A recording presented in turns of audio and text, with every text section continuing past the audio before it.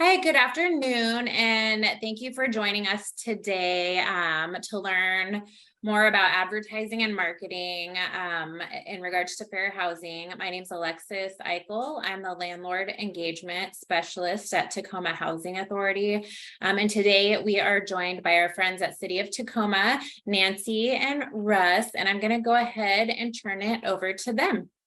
Great. Thank you, Alexis. Welcome everyone to our fifth monthly webinar.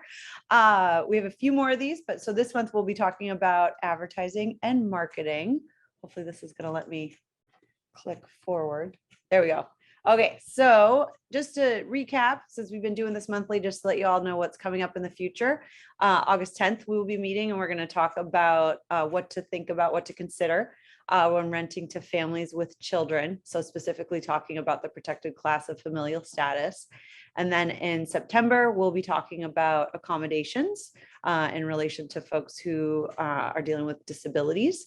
And then in October, October is Domestic Violence Awareness Month, and we will be talking about domestic violence and what that looks in relationship to fair housing. Well, we've gone over this monthly, so if you've been with us before, we have talked about what is fair housing. And so really the idea is just that we all have the right to choose our housing and be free from unlawful discrimination. And we have laws that protect us. And specifically looking at the different protected classes, which we're going to go over in the next slide. But this applies to all housing transactions. So whether you're renting or if you're buying, and like today, we're going to be talking specifically about advertising and marketing. So even as you're in the process of wanting to, rent or sell something, and then also with insurance. And the idea is just that, again, everyone should have fair access to housing. So at the bottom there, all it says is that fair housing is the key to all people having the roof they want over their heads. So then here, again, we've gone over this monthly as well, but just a good refresher to remember what our protected classes are. And so there are the federally protected classes that are across the United States that are on the left-hand column. So we have race, color, religion, national origin, sex, disability, and familial status. And then in the state of Washington, there are additional protected classes of marital status, sexual orientation, and military veteran status. And then specifically in Tacoma, we have the other protected classes of age, specifically over 40, ancestry, gender identity, source of income, and pregnancy status. So when we're talking about advertising, the specific things that we're going to be thinking about is that, one, all housing is covered. So whether you're selling or renting or even like a shared room, whatever there is, there's absolutely no exceptions. So even if it's, again, like if it's a shared housing that you live in the house and you're looking at sharing space, or if it's a multifamily housing with fewer units than 4, because we know that there are sometimes some caveats and other parts of fair housing. and advertising, there's not. So really, we want to make sure that we're adhering to those fair housing laws. And, 20 years ago, really the majority of housing was probably seen through newspapers and mainly newspapers, probably. But today, in today's day and age, we know we have so many more ways of advertising: online, social media, television, even just word of mouth still happens a lot. People posting flyers and brochures. So there's just so many ways that someone can advertise for housing, and it's really important to know how to adhere to the fair housing laws. And just to be clear, advertising covers anything, including anything that comes out of your mouth. So if you're at work and you're around the water cooler, theoretically, and you're having a conversation with a coworker and articulate that you've got something to rent and you're looking for someone to rent your house, and you state that you are looking for people with no children, well, that would be considered discriminatory advertising. Mm-hmm. So just everything's covered. So we're going to talk about first what Russ was just, alluding to is what not to do. And then we'll talk a little bit about best practices. So again, that idea of any preference, limitation, or discrimination, especially when we're looking at the protected classes, is not allowed. So anything that you produce, and like Russ said, even if it's word of mouth, that would be prohibited. And again, even if your property is exempt from the provisions of the act, your advertising still has to adhere to it. So for example, if you have 4 or less properties, then, right? Yeah, so if you just have inherited a small bungalow and want to rent it out, well, the Fair Housing Act says you need to have more than 3.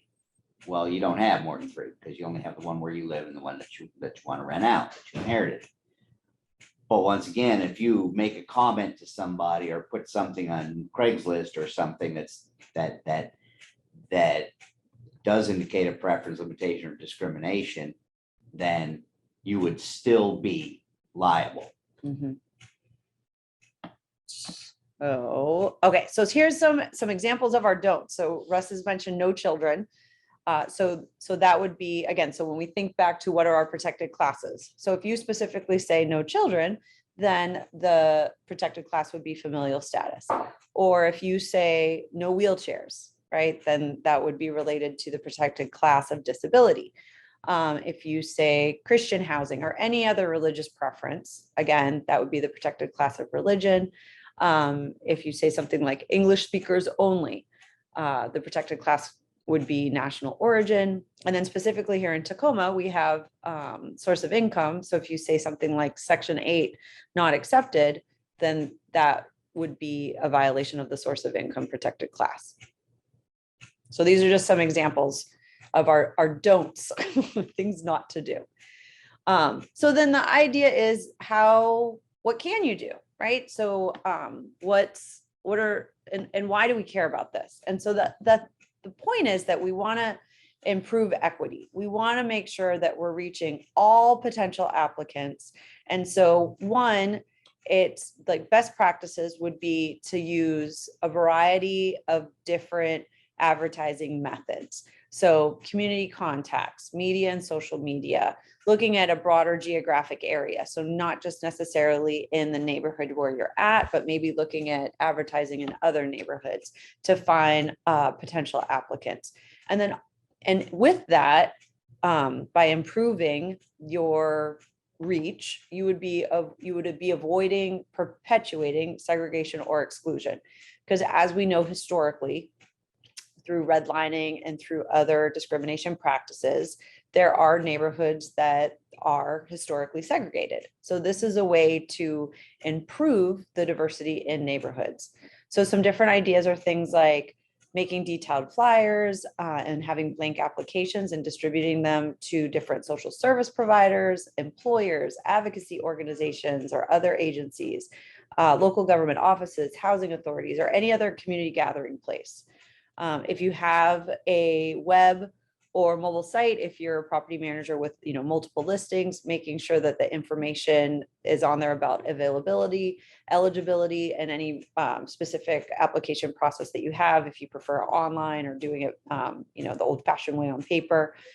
Posting on social media, local listservs like Craigslist or other ones, and other sites relevant to housing seekers that are in your market area. And then good old fashioned, just posting flyers in different public places. So just as various as you can.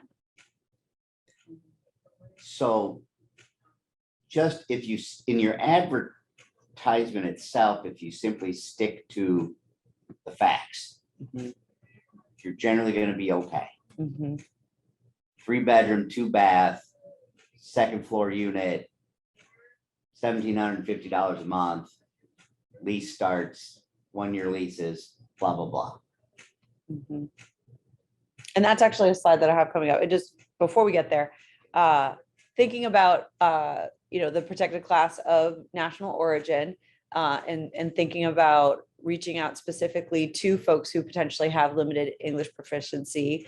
If If you have the opportunity to offer your advertising in different languages, there's, City of Tacoma has some information on our website about the more popular languages in this area. I believe it's 5 or 8 different languages that are the most popular that we see, because there is a pretty large immigrant community. And so this is something just to, ensure access, right? We just want to make sure as many folks have access to housing as possible. And again, avoiding that liability, right? Like avoiding the potential for a national origin complaint.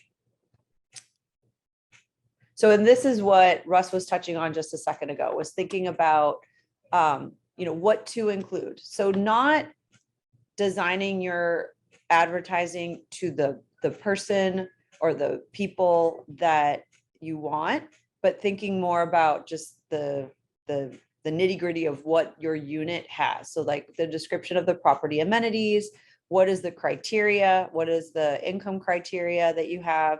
What's the approximate rent? What's the procedure for obtaining and submitting an application? And then how you'll be selected, like what the process is for that.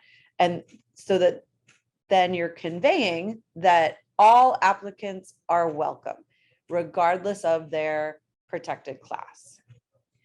So if you have something to rent and it's near a really busy street or the interstate, don't put in your ad, not suitable for children, because you're afraid the child's going to wander onto the interstate and get hit by a truck.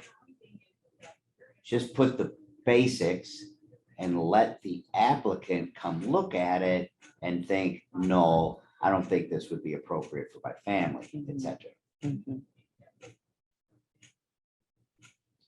So as we mentioned, focus on the property and the amenities in your rental listing description, not on who you think an ideal renter would be. Don't make any statements that are going to make someone feel that they're being excluded or that express a preference for a personal characteristic over another. At the beginning of the presentation, you saw the Equal Housing Opportunity logo. That's always something great to use in your advertising, just so that then folks know that, you understand that there are fair housing laws and that you're going to be adhering to those. Also, when you're making a marketing campaign, making sure that you're not excluding people from protected classes. So think about just having diverse folks as part of it. Also, you don't have to include pictures of people, right, in your marketing material. Maybe just include a picture of the unit itself. That's probably the safest thing to do. But if you want to include human models in your ads, making sure that those images are inclusive and that, all communities are represented, and always being truthful, right, about the availability, price, amenities, any features of the housing unit. And, the idea is not to restrict your market, right? This is for the housing providers, your benefit as well. So, hopefully through this process of good advertising, we all have good tenants that, are positive for your communities. Oh, I think this one's a pretty basic one. I'm not sure if there's any questions out there. There's Russ and I's contact information. If you do have any questions, you can also always just call 311 if you don't reach us directly, and then you'll get referred into our office.